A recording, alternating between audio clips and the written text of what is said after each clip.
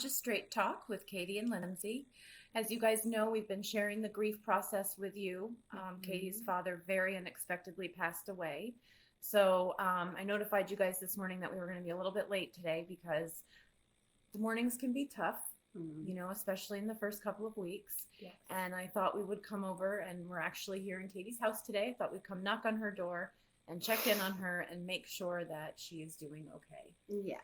So how are you feeling? It comes and goes. There's a lot of pain. Mornings are hard. That's why I have sunglasses on right now because I'm all puffy. But Yeah. I don't even know. It's kind of like you kind of feel like you're in a. Have you been finding? Because I know before when we were talking about the stages of grief, and they have the 5 stages, which I think they're trying to say like this is what you go through. But you and I were saying, well, it's not really linear like that, and you kind of bounce around. Have you been finding that for yourself a little bit?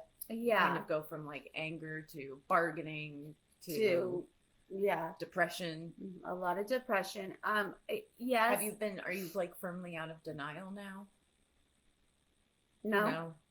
I don't think so. That. I think I keep looking for my dad, like in certain places. And the one thing I think it's important to look at is we had the funeral on Sunday. And so you have all these people kind of fawning all over you before the funeral. And then the funeral goes and people check in with you and whatever else. But then that's when the real grief starts. I feel like.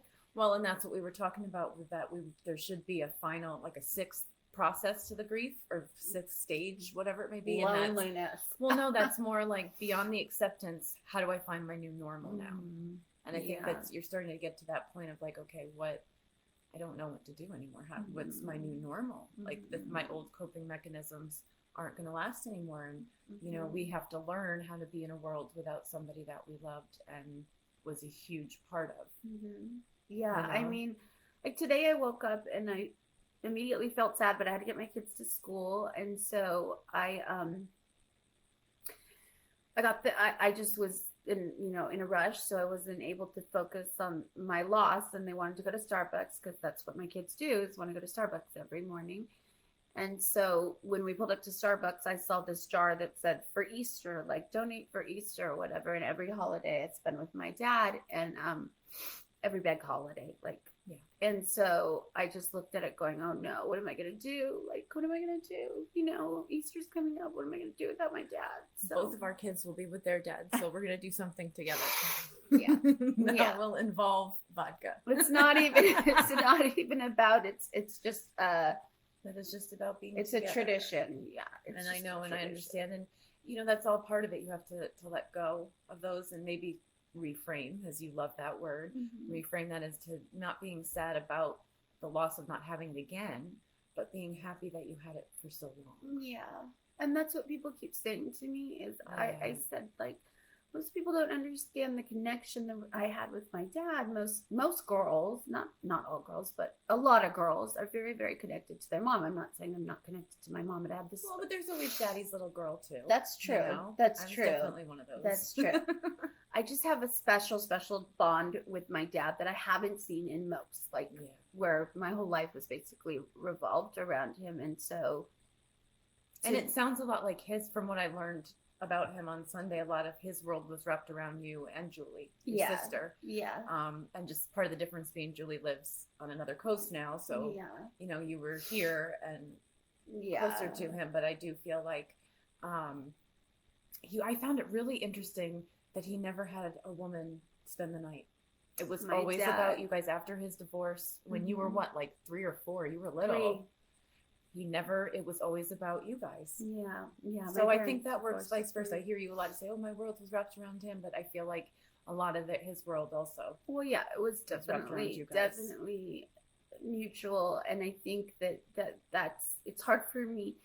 It's hard for me to relate to people that don't understand, but most people don't understand. I don't know what I'm saying. Like, I'm not even making any sense. I'm sorry, I'm running on saying that zero you miss sleep. him and that he was so important to you. Yeah. And it's true, and you're doing a great job. Are there any little tips you can share with us? Little things you're doing? I mean, know, like even there are having- things that you should be doing that I would can tell you to do. That doesn't mean that I'm doing them, but I'll tell you what you should be doing. And that is that you should be trying to keep busy, but at the same time, Well, I think you need a period of rest because this is a major shock. So I think it's normal and healthy even to take, after the memorial, because before the memorial, in between that and the shock of the news, there's just so much emotion, so much going on, so much planning, so many family members to tell, friends. It doesn't really settle in until now, a couple of days later. Everybody's gone home. Now you've got to find your new normal. And I think it's good to take, a week or 2 weeks or whatever time feels right for you, and just rest and just find that new normal. You have to grieve, you have to let go, have those memories, and have the love for yourself to give yourself that time. Yeah. And then I think, on some level, it's keeping busy, which you're a big fan of. Just jumping right back into it.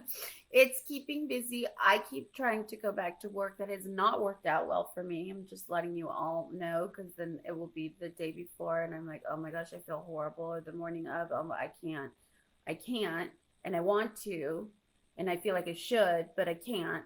So then I'm trying to not be hard on myself and allowing myself to just say, you know what? I have to go back to bed. Sorry, everybody.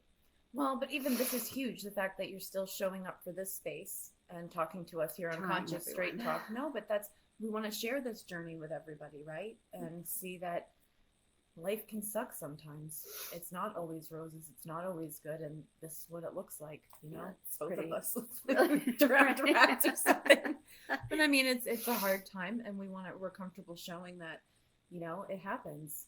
And you're not alone. And thank you so much. And even just getting you out for this 10 minutes and getting you up. She forced me out of bed. Although I do have to pick up my children. The kiddos now. That's my one thing that I can do a day. But the other thing I was going to say is, the emotional toll. And I say this over and over again. The emotional toll when you're just going through something just really awful.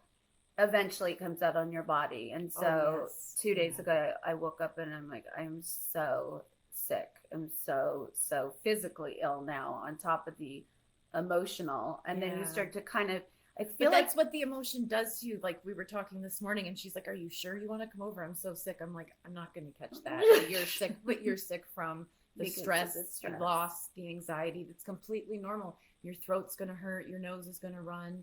You probably will cough a little bit or feeling like that cold. Acid. I know a lot of people will start experiencing acids, things like that. That's all normal. That's okay. Yeah. That's why you need friends like us to get through it. That's right. Yep. Yeah. So, all right, you guys, we're going to leave you there. We will be back on Friday. Katie will be joining us. And I'm going to try not to wear sunglasses, but we will see. But even if you do, it's okay, because this is the space for it, right? Everybody, we've all been there at some point in time. There are a lot of people, I'm sure, who are there with us right now, experiencing that. And I hope this makes you feel a little bit less lonely. Please feel free to reach out. You guys will be around. All right. Take care. And I want to end the next couple of shows and just remind you guys to take a minute, reach out to your loved one, because it's too sudden. Life is too quick. This shouldn't have happened. And so keep that in your mind. Always when you're saying, I love you. Yeah. Always say I love you, even when you hate them for that minute. And right now, pick up that phone or send a sexy little text to your mate, or pick up your phone and call your parents and just say, hey, I just want to tell you I love you guys. Random call of love. And your friends. Yeah. So, all right. Have a great Wednesday. We'll see you guys Friday. Bye. Bye.